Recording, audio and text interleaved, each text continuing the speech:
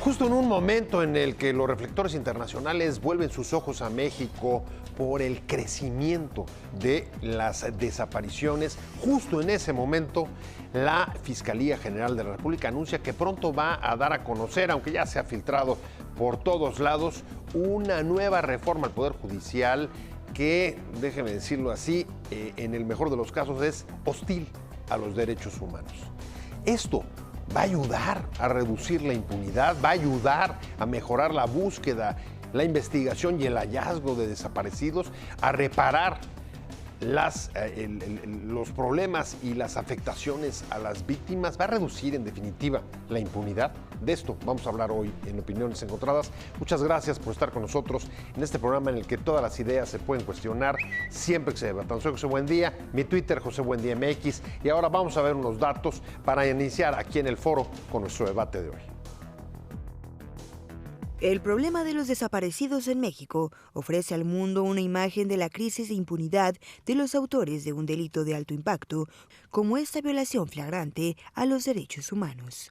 El fiscal general Alejandro Gertz anunció el Senado de la prestación de una nueva reforma penal para atacar el delito, la corrupción y la impunidad, aunque aún no parece contar con el consenso del gabinete. Según los últimos datos oficiales, el número de desaparecidos en su registro supera los 61,000 personas y de ellos, más 5,000 corresponden al periodo de la actual administración. Organizaciones de derechos humanos creen que estas cifras demuestran que no hay mejora y algunos convence de regresar a la movilización a favor de las víctimas de la violencia en el país. Posiciones 1. José Miguel Vivanco, director ejecutivo para América de Human Rights Watch, señaló que México ofrece al mundo un espectáculo dantesco en materia de desaparición de personas, mientras el gobierno mantiene la pasividad para tratar de identificar a los perpetradores. 2. El presidente López Obrador asegura que su gobierno ha logrado controlar niveles de violencia en relación con años anteriores, aunque acepta que la inseguridad es una asignatura pendiente y un problema que no hemos podido resolver. 3. Carla Quintana, comisionada para la búsqueda de personas desaparecidas, reveló recientemente que el número de personas desaparecidas durante la guerra al narcotráfico se eleva al 60.053, es decir, un aumento del 50% respecto a cálculos anteriores. ¿Qué está fallando con los desaparecidos y en general con la violencia? ¿Qué hay que reconducir? Muy buenas tardes, arrancamos con Opiniones Encontradas y vamos a tratar el tema, uno de los temas más duros que hay en este país, y es el tema de los desaparecidos en el contexto de declaraciones muy fuertes de organizaciones internacionales como Human Rights Watch, que dice es un espectáculo dantesco el que México está ofreciendo, como lo vi en el reportaje sobre el tema de los desaparecidos que no dejan de crecer, incluso ya dentro de la actual administración. Y en ese contexto vamos a tratar también el tema de lo que se ha filtrado de la presentación de la nueva reforma judicial que quiere empujar la Fiscalía General de la República, el fiscal Gertz Manero, que como le decía en introducción, es poco menos que hostil a los derechos humanos. Muchas gracias por estar con nosotros, Jacobo Dayan, ¿cómo estás? ¿Qué tal, Pepe? Buenas. Movimiento por la Paz, un placer tenerte. Gracias. Y además un activista y luchador por los derechos humanos en este país, un placer, de verdad, un honor tenerte aquí. ¿Cómo estás? También Jaime Rochín, expresidente de la CEA. Muy bien, la Comisión de Víctimas. Hace rato que no te veía, ¿cómo estás, mi querido Jaime? Un gusto tenerte. Y me gustaría empezar contigo con ese dilema. A ver, ayúdanos a entender, o cómo lo entiendes tú.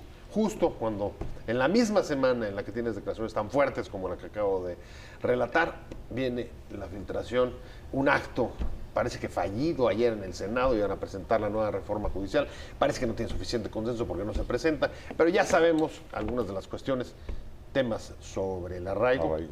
Y temas sobre pruebas que puedan involucrar tortura. O sea, que tú dirás. Bueno, cuéntame. Pues, como bien dice el informe de Human Rights Watch, estamos viviendo una debacle. El alto comisionado de Naciones Unidas para los Derechos Humanos ya había dicho que en México se vive una catástrofe. O sea, ya son de ese tamaño los adjetivos que se utilizan para hablar de la tragedia humanitaria. Se le están acabando. O sea, bueno, Human Rights Watch, cada vez si me permites leer un pequeño párrafo de la declaración de Human Rights Watch, que es demoledor. Eso sería suficiente para parar al país. Dice, en México hay crímenes contra la humanidad Lo que duele es la pasividad, la normalidad con que las autoridades toman esta debacle. Y en esos mismos días, el fiscal general de la República, que por cierto no ha entregado información sobre personas desaparecidas, si uno revisa el reporte entregado por la Comisión Nacional de Búsqueda también ya hace, que será un par de semanas, sobre personas desaparecidas, que me parece interesante analizar lo que ocultan esos datos que dieron a conocer, pero bueno, entre los datos que dan a conocer es... Oye, que yo algunos, dicho de paso, no los entendí muy bien. ¿eh? Bueno, pues si quieres, la en verdad algún es que me momento confundí. entramos. Algunos estados que estaban haciendo revisiones históricas, otros estaban actualizando, otros que estaban investigando sus propios datos. O sea, no entendí nada. Bueno, pero el caso es que simplemente con lo que nos están diciendo hay un incremento, al menos según Encinas, de 30% respecto a los registros oficiales que tenían de la cifra era 40.180 hasta abril del 2018. Es decir, el último semestre del gobierno de Peña Nieto ya no hubo datos y todo el año de Andrés Manuel dan estos datos. Más de 61,000 personas continúan desaparecidas. Ojo con el continúan. Sí, porque claro. Entre las encontradas hay 5,000 personas encontradas muertas. Es decir, son personas desaparecidas que aparecieron muertas. ¿Sí? No nada más son 61,000 desaparecidos, son 66,000 desaparecidos. Entre las que aparecieron vivas, no informan cuántas de ellas estaban desaparecidas o cuántas eran extraviadas. Tampoco entregan la base de datos donde se pueda corroborar esto o la metodología. Pero el dato adicional que dan es qué fiscalías ya entregaron información y cuál no. Ajá, exacto. La Fiscalía General de la República, que hoy... ayer nos sale con esta historia como si fuera la Dalí de la justicia, no ha entregado información de personas desaparecidas. O sea, aparece, Gertz tiene de nombrado un año, ¿no? La Fiscalía General de la República aparece en el informe de la Comisión Nacional de Búsqueda como una de las 12 fiscalías en el país que no ha entregado información. Es decir, tenemos 61,000 personas que continúan desaparecidas y falta contabilizar 12 fiscalías, 11 estados y la General de la República, y otras 8 que entregaron información parcial.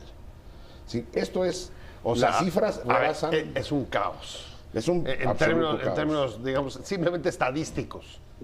Y las cifras anuncian como un gran logro, por ejemplo, la identificación en el 2019 de 390 y tantos cuerpos.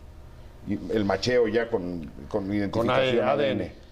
El censo de cuerpos por identificar en el país, el último que se tiene, porque tampoco hay un censo confiable de eso, es de 35,000. Es decir, que en 88 años a este ritmo acabamos. Bueno, pues digamos que es una tarea de largo plazo, quieres decir. 88 años, Por eso, bueno. es de largo plazo. La verdad es que algunos de los calificativos de Human Rights Watch no son nuevos, Jaime, tú lo sabes.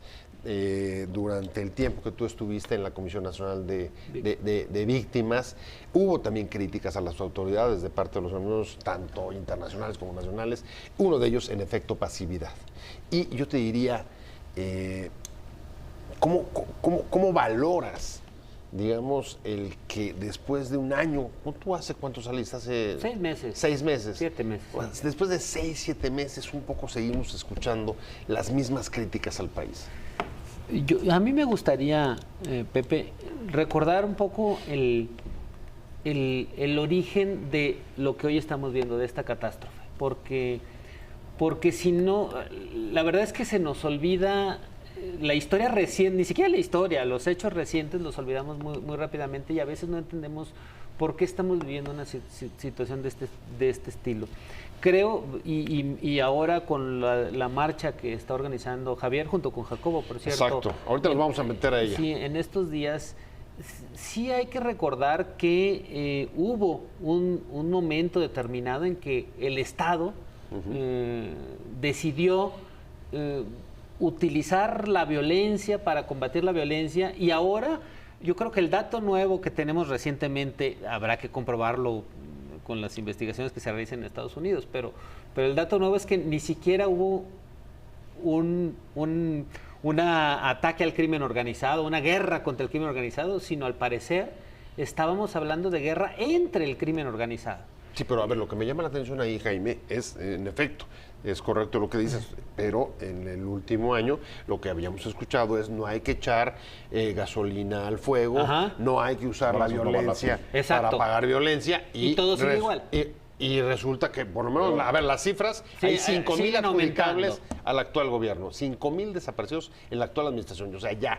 Y el No. año con más asesinatos. Sí, Y el año con más De acuerdo. asesinatos. A lo que voy es que primero tenemos que reconocer ese origen y esa tendencia.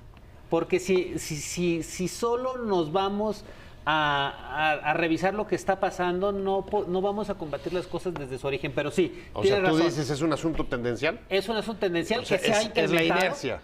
Que se ha incrementado, sin duda. Porque, y yo creo que allí hay un dato importante, que es lo que Javier Sicilia ha señalado recientemente, específicamente en su tercera carta al presidente Andrés Manuel López Obrador, donde dice, a ver, lo que queremos es lograr una paz verdadera.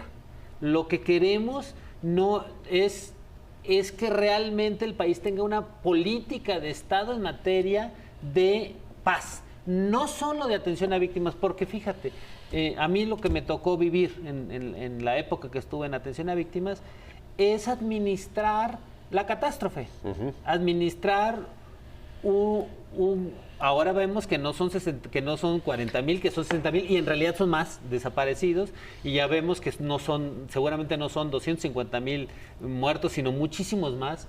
Administrar toda esa tragedia sin una política de Estado que realmente lleve hacia la pacificación, hacia la paz verdadera de este país, que implica, y eso lo ha dicho mucho Jacobo, lo dice Javier Sicilia, y creo que es a donde tenemos que llevar el discurso, a lograr, a ver, pero lograr una política de pero paz. es que ahí está justo país. el punto. Todos queremos ir a una paz verdadera.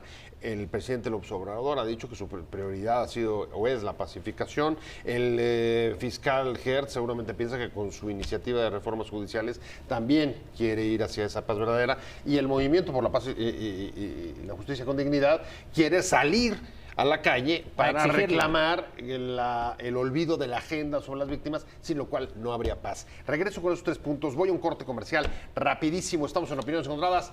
Regresamos.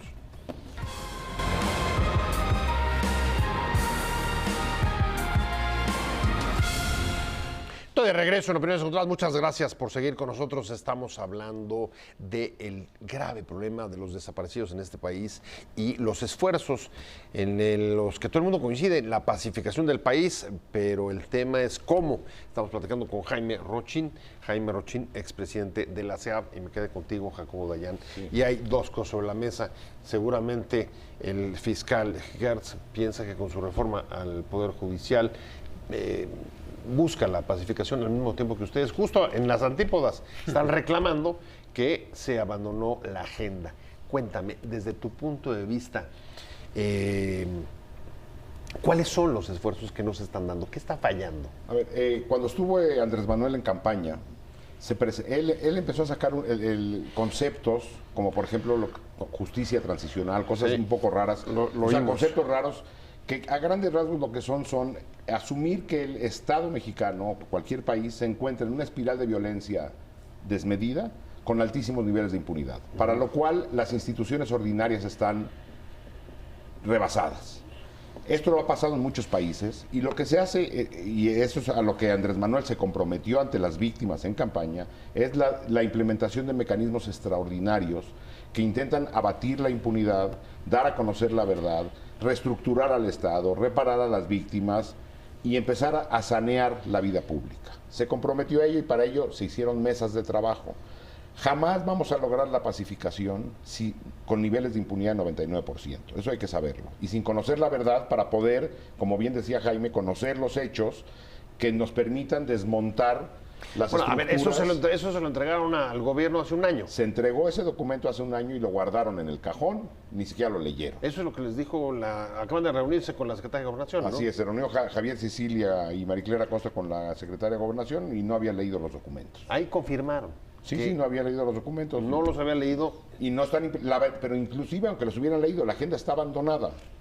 Es decir, una agenda de una implementación de un mecanismo extraordinario de justicia con acompañamiento internacional, una gran comisión de la verdad. Y no estamos inventando cosas, esto se ha implementado en países que han atravesado por situaciones como la nuestra. Nosotros seguimos discutiendo cuánta fuerza necesitamos para acabar con la violencia o... La otra lógica mexicana que es muy común es, pensamos que cambiando la ley se cambia la realidad. Ahora, pues está, por ejemplo, el tema de Ayotzinapa. Y Ayotzinapa se acepta que regrese el tema del GEI. Me imagino que es un mecanismo extraordinario. Por supuesto. ¿Eso es suficiente? No, por supuesto que no. En realidad, yo creo que el punto fundamental en el que hay que profundizar es esto tiene que parar. Y no basta solo con desmontar algunas cosas del pasado, sino que hay que generar efectivamente una nueva posición del Estado con un reconocimiento absoluto de la tragedia y por tanto con medidas extraordinarias. Fíjate, por ejemplo, la Comisión Ejecutiva de Atención a Víctimas, aunque es anterior a este gobierno, sí es un primer acercamiento como idea, precisamente a través de Javier Sicilia y el Movimiento por la Paz. De justicia transicional, pero la mataron, digamos, o la dejaron manca, por decirlo, no la mataron, la dejaron manca en la propia creación, porque la metieron en un sistema ordinario burocrático donde... O sea, nada de mecanismo extraordinario, nada de mecanismo reclamaba extraordinario. Entonces, exactamente. Entonces ahora yo estoy de acuerdo y sí, coincido efectivamente en esta visión que el propio Javier, que el propio Jacobo han ido señalando de tenemos que irnos hacia un sistema de justicia transicional, revisar esos mecanismos y hacer situaciones extraordinarias. Por ejemplo, el tema de la reparación a las víctimas. ¿Cómo reparas a 60,000 familias, por lo menos 60,000, a 60,000 familias, según los cálculos, con una oficiales. reparación verdaderamente integral, que genere garantías de no repetición, que genere rehabilitación, Verdad, restitución, justicia. verdad, justicia, y la parte compensatoria, que también no es la reparación, pero también ¿cómo llegas a una cuestión así cuando estás hablando, por ejemplo, de una impunidad en teoría del 96%, que yo creo que es del 99.99%? Entonces, primero, no estás evitando que sigan surgiendo nuevas víctimas, al revés, Sí, se siguen multiplicando, y no estás generando un sistema que las canalice y las oriente y las lleve a un nuevo paso de vida. Entonces, esto se sigue acumulando y es una bomba de tiempo. Pero déjame tomar, porque me parece que el contraste es interesante. Tú dices una nueva posición del Estado frente al problema de la violencia, tú dices mecanismos extraordinarios. ¿Cómo encaja ahí una propuesta del Estado como la que quiere hacer Hertz? A ver, lo que propone Hertz es regresar a la Edad Media, vamos, no hay otro término para hacer referencia a eso, es decir, validar pruebas conseguidas por tortura, ampliar el arraigo a cualquier delito, pues eso es demencial, vamos. ¿Por qué? ¿Y por qué lo está haciendo? ¿Cuál es tu hipótesis? Habría que hablar con el terapeuta de Hertz, o sea, no sé qué hay atrás de él. Pero bueno, eso evidentemente... Yo creo que ese dato está clasificado, no creo que puedas acceder por el INAI. Desde ese tamaño. O sea, las propuestas son demenciales, ya ni siquiera debatibles, son demenciales. Sí. Y apuntan en el sentido opuesto a buscar un Estado de Derecho. Pero hay que tratar de desarrollar esto. Hace un año hay coincidencia con el presidente sobre los mecanismos extraordinarios. Un año después, el Movimiento por la Paz dice abandonaron la agenda. No lo dijimos desde entonces y un año después salimos. Lo vuelven a decir. Sí. Y ahora sale el fiscal y dice, señores, lo que hay que hacer es endurecer las capacidades del Estado y poder actuar incluso por encima de los derechos humanos, que ese es en el fondo el mensaje. Sí. Mira. Lo que quieren es un Estado pues, prácticamente... ¿Pero por qué? ¿Porque piensan que no hay de otra? ¿Que solamente así pueden entrarle y se olvidan de mecanismos entonces no son extraordinarios? democráticos y entonces no son... Bueno, yo una cosa que sí quisiera nada más señalar es que en principio el fiscal es autónomo. Ajá. Sí, pero autónomo no quiere decir que él hace su propia ley. No, por eso. No. Pero vamos a suponer, yo quiero suponer... Sí, que es una iniciativa de él. Que es una iniciativa suya. Claro. Y que no va a tener...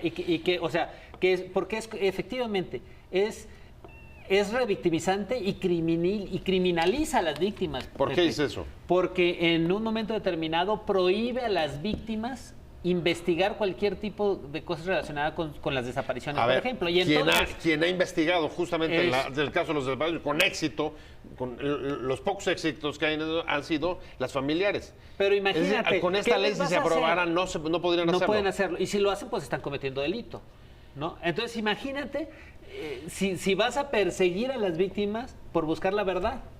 O sea, es irreal, no tiene lógica. Yo quiero pensar. No tengo como. Tú quieres pensar que es un asunto de la fiscalía. Sí. Pero a ver, a lo que vimos ayer es muy raro. Si era solamente de ellos, ¿por qué no lo presentan cuando van al Senado? Y más bien parece que no goza del consenso de otros miembros del gabinete. Es decir, aunque sea autónomo, me imagino que necesitará una cierta lógica. Incluso con el Poder Judicial. La Fiscalía no tiene facultades para meter iniciativas de reformas constitucionales, vamos. De entrada. Entonces, es como si la CNDH quiere hacer su propia ley, vamos. No. O sea, es autónomo, sí, pero eso no quiere decir que sea legislador. A ver, una cosa es autónomo y otra que sea un municipio libre. Sí. Déjame rapidísimo a un corte que me están pidiendo. Estamos en Opiniones Encontradas. Siga con nosotros 2 minutos y aquí de vuelta.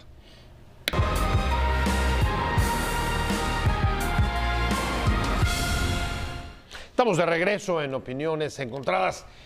Los desaparecidos, un problema, dijo Human Rights Watch, dantesco, una catástrofe lo que estamos viviendo, 60,000 desaparecidos, y esto vuelve a llevar a la calle, Jacobo Dayan, al Movimiento por la Paz. Están ustedes preparando una movilización. No se movilizaban desde hace cuánto, ¿Cuándo fue sus últimas movilizaciones?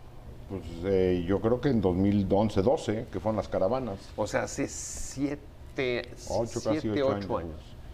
Sí, digo, todavía hubo algo en 2013, pero ya muy pequeño.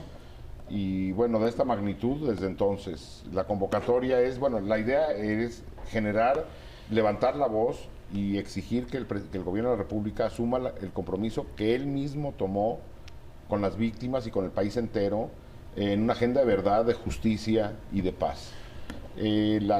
Vamos a salir de la Paloma de la Paz y de la Paloma de Cuernavaca el 23 de enero, o sea, el jueves de hoy en 8, en la mañana, y haremos el trayecto de Cuernavaca a la Ciudad de México en 2 días, el 23 y el 24 de enero. El sábado 25 habrá un convivio para no entorpecer el tráfico de la Ciudad de México en la Estela de Luz, de ahí el símbolo de la corrupción de Calderón. Del sexenio de Calderón. Con una jornada de música y poesía, y la movilización en la Ciudad de México será el domingo 26, desde las 9:30 de la mañana, de la Estela de Luz a Palacio Nacional, y la exigencia es la agenda de verdad, justicia y paz, de mecanismos extraordinarios y de asumir en su integralidad esta tragedia. Casi 8 años, 2 gobiernos, y en ese trayecto, Jaime, 60,000 desaparecidos hasta ahora. ¿Qué sabemos? Ayotzinapa sin saber exactamente qué pasó. Tú lo decías, quién sabe lo que fue la guerra contra las drogas, o por lo que hemos sabido, lo que significó en términos de negocios o de involucramiento del propio Estado. ¿Dónde están las víctimas ahí? Porque la verdad es que no se ven. Claro. Mira, a mí me gustaría nada más resaltar, antes de ese tema, resaltar el papel de Javier Sicilia en este contexto, porque ha sido agredido, porque ha sido atacado por decir lo mismo que ha dicho desde el primer día del asesinato de su hijo Francisco Javier. Juan Francisco, perdón. Que es las víctimas de todo el país están hartas, están cansadas de la violencia, de la impunidad, de la falta de justicia, de la falta de verdad, de la falta de reparación. Y el mensaje no es un mensaje de opositor, es un mensaje de una víctima que todavía trae el dolor y que representa la voz de muchas víctimas que todavía no solo que todavía no ven la paz, sino que están viendo ese crecimiento. Eso quizá fue un poco la imagen que tuvo durante el gobierno de Peña, pero yo te pregunto, ¿esa es la imagen que tiene bajo el gobierno de Andrés? Bueno, es una simple víctima que no es oposición el contacto ha sido nulo, ¿no? No, tan no lo ha sido que se llevó a cabo a instancias del Movimiento por la Paz y particularmente Javier, un evento el 8 de mayo todavía en campaña, Andrés Manuel, con todos los candidatos a la presidencia, menos Margarita Zavala, que decidió no ir a ese evento, y después, ya con Andrés Manuel electo, el 14 de septiembre de 2018 en Tlatelolco, con cientos de víctimas, es decir, el gobierno, y luego las mesas de trabajo que se hicieron, el gobierno entiende en Javier y en muchas otras víctimas, un interlocutor, es decir, el Movimiento por Nuestros Desaparecidos es un interlocutor. ¿Dónde se extravió entonces la agenda? Porque venían caminando juntos, ¿no? ¿Dónde? El día que tomaron posesión abandonaron la agenda. Ese fue el día. Había compromisos adquiridos por el equipo de transición con las mesas de trabajo que teníamos que desaparecieron. Desaparecieron el día 1 de... ¿Coincides? Ahí hubo una ruptura. ¿Y por qué? Porque desde el poder la perspectiva es distinta. ¿Es solamente eso? Yo creo que ya asumiendo el poder, no eran conscientes del tamaño de la responsabilidad que se les venía encima en buena medida y la carga de las cosas que se les presentaron quizá les nubló en algunos casos un poco la vista y ya no siguieron con ese proceso de construcción de un sistema de justicia transicional. Hoy todavía oigo que se menciona el tema de justicia transicional, pero no hay ningún mecanismo que realmente lo lleve a cabo. Entonces, bueno, se quedó, como decía, como palabras extrañas, sí. Decía Jacobo. Yo diría que todavía hay mucho tiempo, todavía están a tiempo y que hay, y quiero creer, porque yo tuve algún contacto con este gobierno durante unos meses y me tocó ver buena disposición y un reconocimiento importante, sobre todo en algunas personalidades de la Secretaría de Gobernación, las áreas de Derechos Humanos de Gobernación, etcétera. ¿Encinas? Sí, yo vi que había esa disposición. También la Secretaría de Gobernación con ustedes, sí, ¿no? Buena disposición, pero no mucho más que eso, exacto, ¿no? Pero falta tener verdaderamente, realizar las acciones necesarias que implican reformas legales, que implican incluso parar un poco el mecanismo. Bueno, sí, pero hay algo importante. Una agenda de este tamaño no se puede empujar desde la Secretaría de Gobernación. Una agenda de esta magnitud se tiene que empujar desde la Presidencia de la República, desde el Congreso, desde la sociedad. Claro. Es decir, no lo puede empujar el subsecretario de Derechos Humanos de la Secretaría de Gobernación. Y por eso ustedes van a Los Pinos a pedirle... No, a Los Pinos ya no. Perdóname, sí, toda la razón. A Palacio Me Nacional. confundí, a Palacio Nacional para pedírselo al presidente. Ya me voy. Muchas gracias, Jacobo Dayan. Un placer haberte tenido del Movimiento por la Paz, activista de Derechos Humanos. Muchas gracias. Jaime Rochín, expresidente de la CEAP. Gracias a los dos, pero sobre todo muchas gracias a usted. Que le vaya muy bien. Buena tarde. Nos vemos mañana aquí en Opiniones Encontradas. Hasta luego. Adiós.